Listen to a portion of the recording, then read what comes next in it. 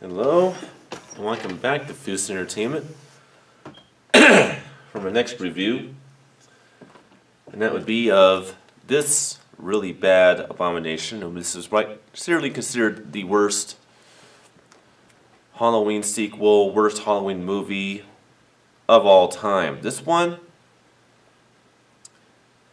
despite the fact that it actually has more excitement in it, and is not 100% ridiculous, this film is still worse than Halloween Resurrection.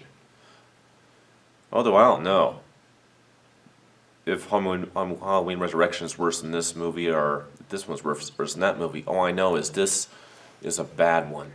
A really, really, really bad one. It was hard to watch this fucking movie.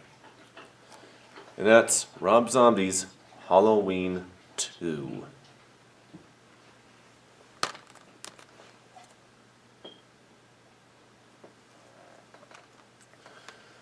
Oh, man. People may not know this, but Rob Zombie's Halloween 2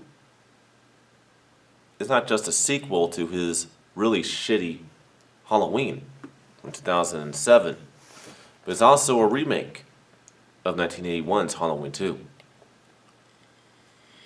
Whatever you're saying, it's like, Foos, what are you talking about? There's no way this... yeah, there is. The first quarter of the movie, where we find out it's actually all in her head and it's actually a dream sequence, although some of the stuff probably did happen for real.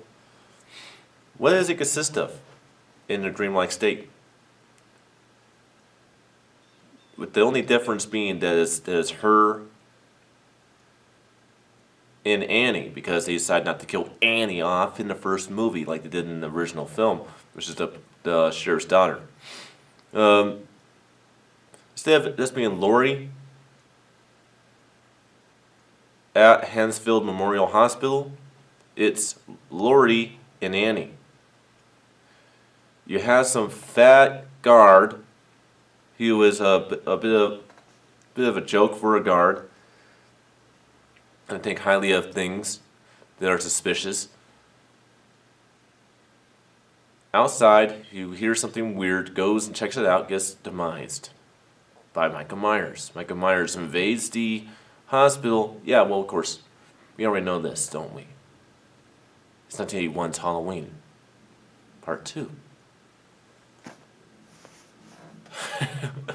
Just in the first, 20 minutes of the movie to do that. It's also a remake of Rob Zombie's Halloween 2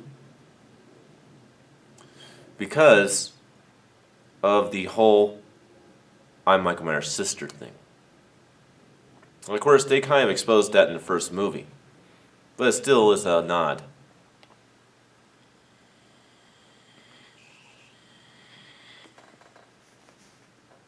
This movie is the most disrespectful Michael Myers movie of all time. If you pay attention, and I know I keep saying that everybody doesn't pay attention, but I'm sorry, it's true.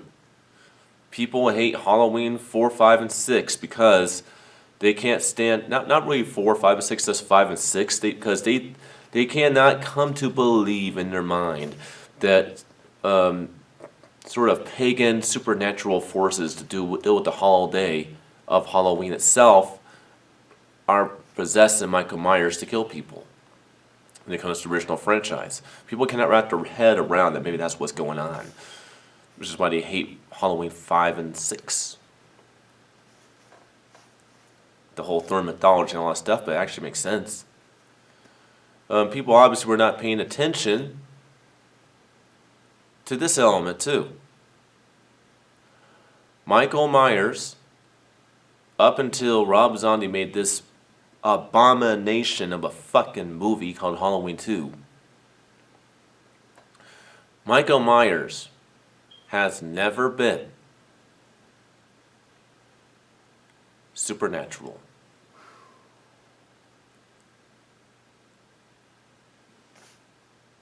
There's nothing supernatural about him. He's a natural character. He can be explained very, very easily. Very, very easily, people.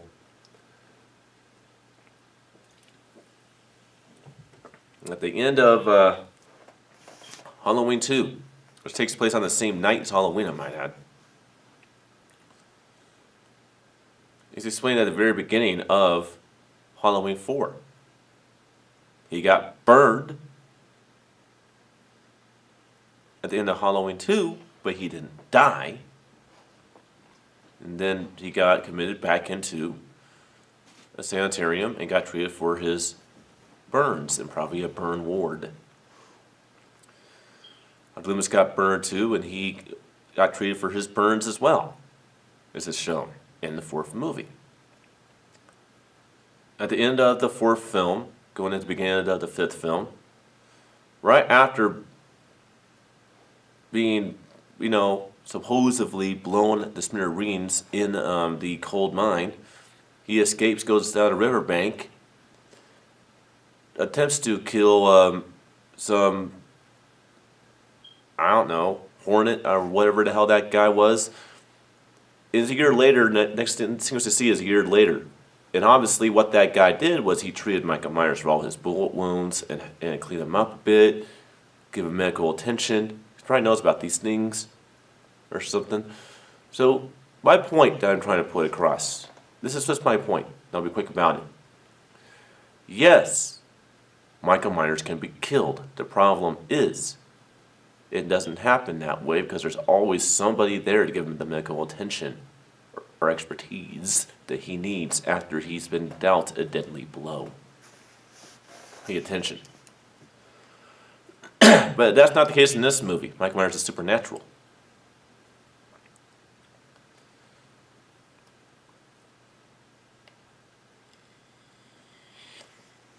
Premise of the movie, I guess. The end of the film takes place just moments after the first one. Marie Strode says, I killed him, I shot him. She's all crazy. Her and Annie get hauled off to Smith's Grove Memorial, or Hamfield's Memorial, whatever. Is treated up for their wounds, knife wounds, and stitched up and all that stuff. And of course, obviously, the entire plot of Halloween 2 in that sequence. Then we go and figure out it's all a dream. Laurie is struggling from post-traumatic stress disorder. She's crazy. She's acting mean to everybody. She just can't have that's not reality. We find out that Michael Myers is alive, despite the fact that she shot his fucking brains out with a gun. And not just any gun, a .44 fucking Magnum. Our dude told actually not 44, it was a .357 Magnum. So shot him in the fucking face with a .357 Magnum, but that guy's still alive. No medical expertise or treatment could repair that.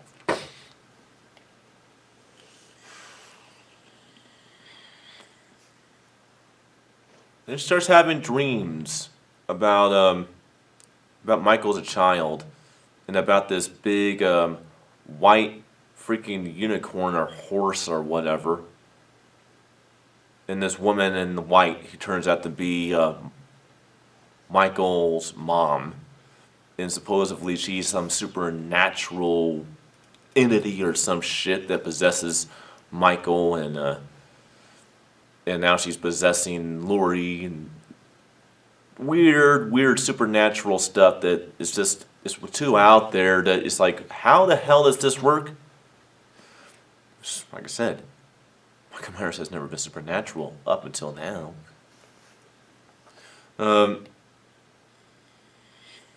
Dr. Loomis is trying to bury the hatchet in his own way and publicize and romanticize all the events of the first movie and all that stuff.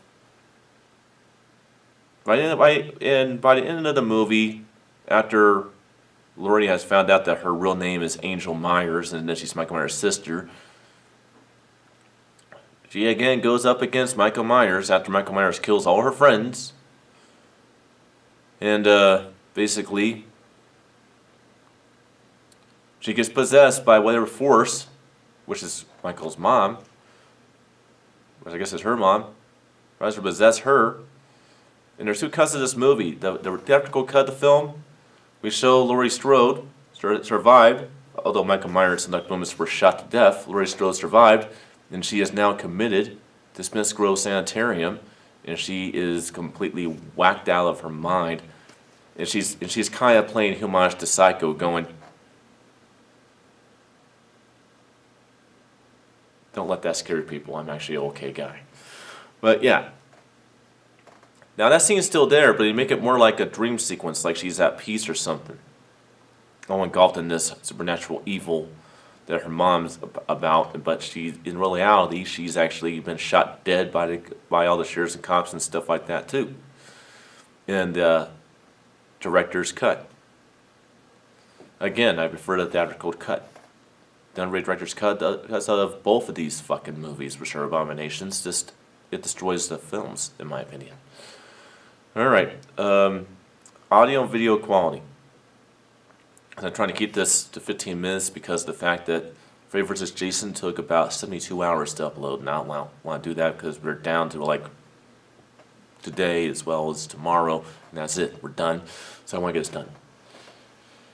We only got 2 movies to review after this. That would be the 2018 sequel, Halloween, which I saw in theaters on Sunday, and, of course, 2010's Nightmare on Elm Street. So here's audio and video quality. This was different. This film's recorded in 185 by 1 widescreen, so they kind of got rid of the 235 by 1 wide frame.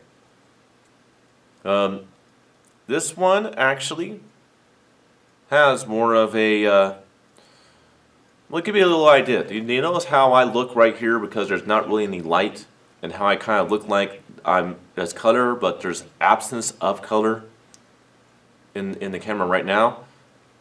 That's kind of what the way this movie looks. It doesn't have really any bit of brightness in it, and it has very dull color.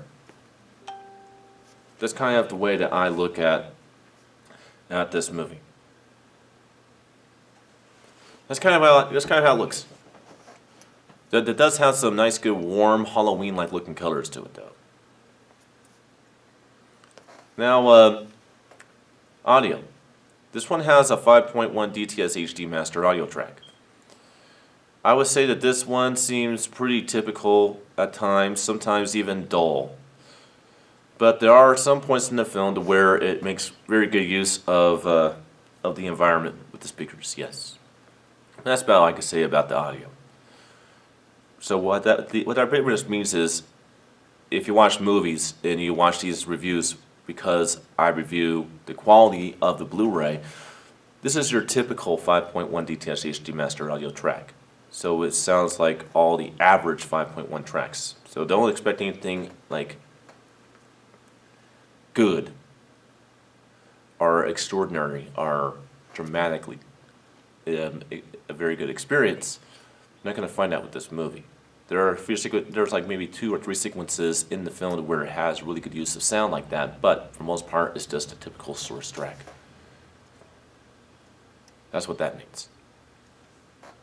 Well, that's my views on Rob Zombie's Halloween 2. Did you like the movie?